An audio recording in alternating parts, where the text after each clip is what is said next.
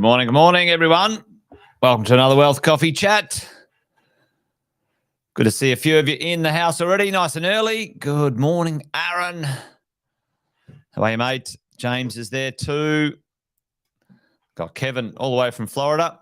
Mate, always good to have you on. Mick's here. Morning, Mick. Got Rose. Fair few jumping on this morning, which is awesome. Luke. And who else we got here? Source Judge. Sorry if I'm hatcheting that announcement or pronouncement there. Facebook users, Kumi's all the way from Perth. Jeff's in the house. We've got everyone in this morning, which is good. Hey, Marcus, good to see you, mate. Tim's there as well. In Sydney, and Hardick showing up this morning. Hey, good to see you, folks. Welcome along to another Wealth Coffee Chat. As always, fantastic to have you here. Thanks for joining. I'll always do the little intros as we get things going. If you don't already know, most of you do, unless you've been living under a rock, or if it's your first time here. Jason Witten's my name. We do this little thing called the Wealth Coffee Chat each morning, and the reason we do it is we need to stay on top of what's going on in the world of property investing and investing, making sure we stay on track. Little adjustments, positive adjustments every day are much easier than large adjustments every year. And so each day, weekday at 10 past 8, or round about 10 past 8 anyway, had a little technical difficulty this morning. As you do. I was all ready to roll and then the audio wasn't working. But we try to get going at about 10 past 8 and we do a little something when it comes to the world of property investing. Because most of you know we've got a saying around here. This thing's a marathon, not a sprint. It takes time to make money from property. It's not a get-rich-quick scheme, that's for sure. You know that. I know that. If you think it's get-rich-quick, you're in the wrong place. This is the wrong podcast. This is the wrong live for you. Make sure you realize or understand what property can do. This morning, I thought we would talk about how property pays us. How property pays us. How do we get paid from residential real estate? All right. Well, I was trying to pronounce the dog's name. Steph. That's much easier. Thanks. Is that saucy? Anyway, we'll keep that one in mind.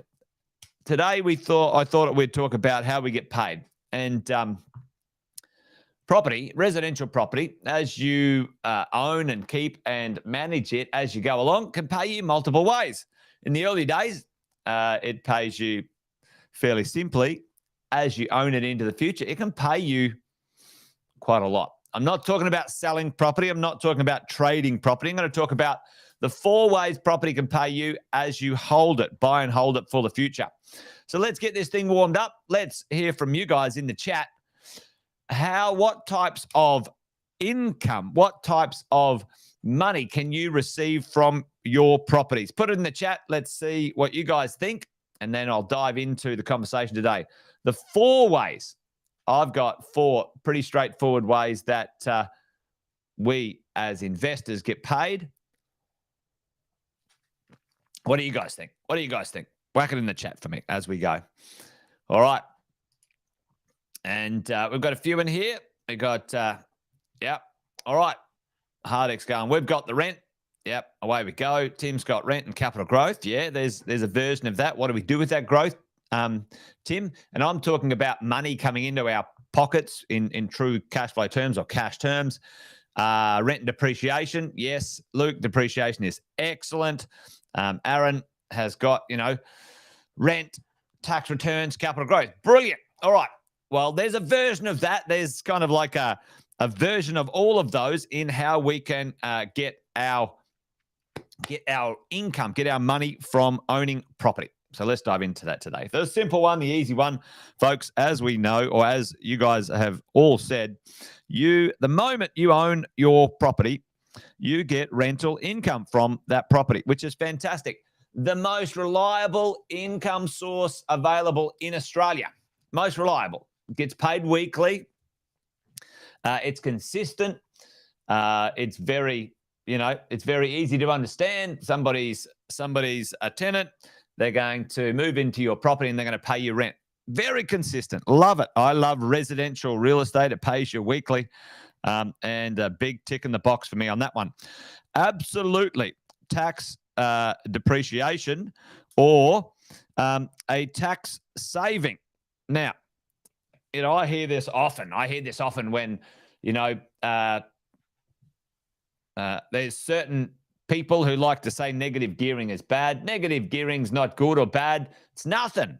It's just a thing that you can do as a property investor. And to be honest, just to be factual, folks, negative gearing is applicable to everybody, anywhere.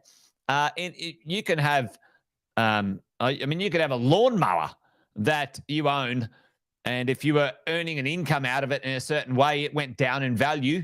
You bought the lawnmower, you were hiring it out, and the lawnmower went down in value. You could claim depreciation on that, and you could negative gear it against your damn income as a PAYG investor. It can be for anything.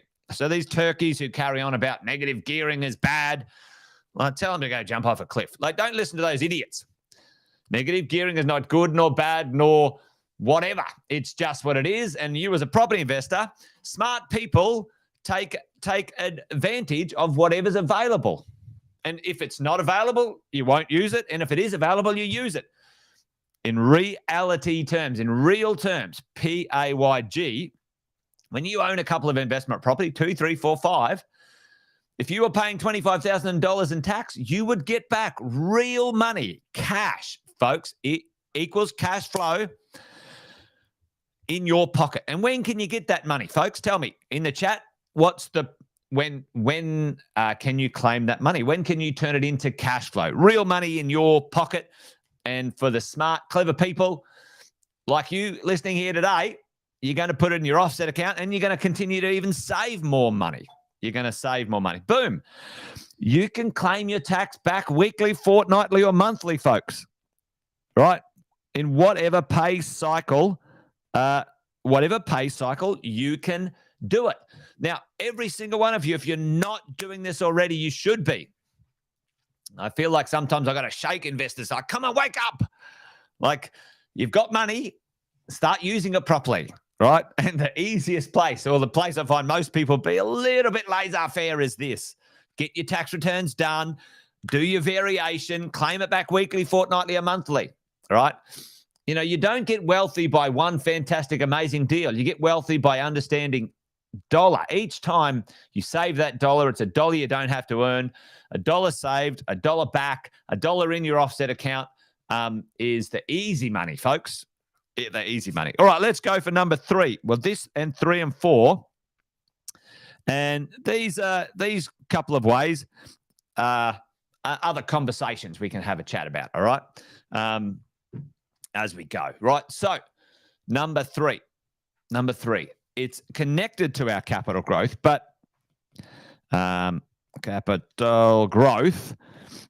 really does capital growth actually pay us in real terms, in dollar cash terms? The answer is no, it doesn't. But what can we do with that capital growth? Because it's important. It's good on paper. So if capital growth we can turn, which is in effect against the property, if we're able to lend against it, we've got some equity, and more importantly, more accurately, we've got accessible equity. We've got access to some equity, e.g., you bought a property, yep, but refinancing can. Boom, Luke. All right, exactly. So you bought a property for 500, it's gone up to 700, you can access 100K. Now, when you've got access to that 100K, this is the next bit. I call this, it's just a fancy word, equity arbitrage. And I don't know if that's how you spell it, but it's called equity arbitrage. What does arbitrage mean? What's arbitrage mean? Well, what arbitrage means is if you go to a place, let's say you earn money in Australia, which you do, most of you do, the Australian dollar, if you travel to somewhere else in the world, your dollar let's say you buy a Big Mac for $1 in Australia, and let's say you travel to, let's say, I don't know, the Philippines or Fiji or somewhere else where your dollar might be stronger. Your dollar might buy you 2 Big Macs. Okay, that's equity arbitrage. The value of your money here is, more somewhere else. Okay, so equity arbitrage is what's the cost of your refinancing money. Luke, tell me. Let's say, folks, we've got access to $100,000, $100K. How can we make that $100K pay us now? Pay us. How can we make that money work for us? What can we do with it, right? That $100K, you might borrow that money, let's say at 5%. You've got access to that money. And the cost of that $100,000 is 5% because you're using it as security. It's not cash, it's equity. It costs you money. And let's see, what do we do with that now? Now, this is where most people, joint ventures for sure, Luke, most investors understand there's a couple of ways that property pays you, and we chip away at that, and there's nothing wrong with sticking with the first two over time, and they will work. Tick tick. They're a bit like the slow and steady wins the race. But capital growth, once you've got significant amounts of equity, folks, once you've got some wealth in there, what happens is your wealth becomes extremely lazy if you don't put it to work. And we've talked about this before. Equity arbitrage, and right now Luke just said, all right, joint ventures, you could I know people who get share portfolios going. I know people who invest in a business. If it costs you 5% and you can make 15% on your money, so you can find something to make you 15%, you make a gross 10%. So your equity that costs you 5, right? You go and find an investment that's going to make you 15, 20%, right? And this is what the wealthy do, folks. Wealthy people buy good quality real estate that goes up in value continuously. They set up access to the wealth, the equity in those properties, and then they use it to accelerate their income in other ways, okay? Joint ventures, there's a couple of ways in the development world where you can be the second-tier lender. It's called mezzanine financing. You can earn 1 to 1.5% a month. Pretty tidy. That's 15 to 20% a year as the financier. If you take an equity position in some of those small joint venture developments, well, you can earn in the profits as you go. And you can easily earn 15, 20, sometimes 30% for sure. Yeah, Steve, equity release 7%, 6%, 5%, whatever your number is, folks, you then find an investment that's going to return you on that. So equity arbitrage, important to understand. All of us, all of you, all of me, you, everyone, this is where we become wealthy. This is where you accelerate your income as a property investor, the equity arbitrage number. And the fourth way is a little interesting way. It's another version of using equity. But when you get a significant amount of momentum in your portfolio,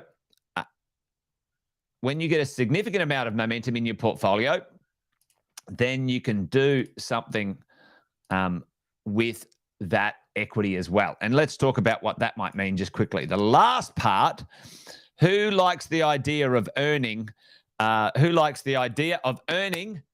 tax-free income for the rest of their life? What do you like? Who wants to be able to get access to capital and cash tax-free for the rest of their lives? Give me a yes in the chat. Anyone like that idea? Anyone like that idea? Right? And let's say $100,000 a year tax-free forever and a day. Yes, only Tim. That's good, Tim. You and me. You stay here, Tim. No, everyone's getting into it now. Kumi. Yes. All right, let's do this. So let's have a look at this right here. And if you haven't already, this is our portfolio builder that the coaches use with you guys if you're working with the coaches. And what I've done here, I've just set up something pretty simple, team.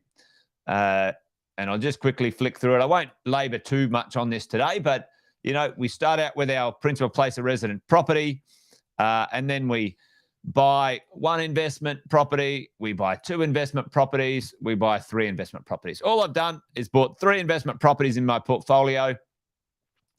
And you can see here, starting year 2023, and we've got three investment properties as we're going along, right? So what happens in the first 10 years? Well, folks, the first 10 years is about just getting established, all right?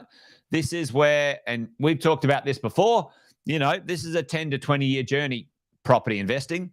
The first 10 years is about getting established. But if you have a look at this here, which is our equity position at 80%, if you can access equity, and probably in this portfolio, because we're using the early equity, we're using to acquire some investment properties.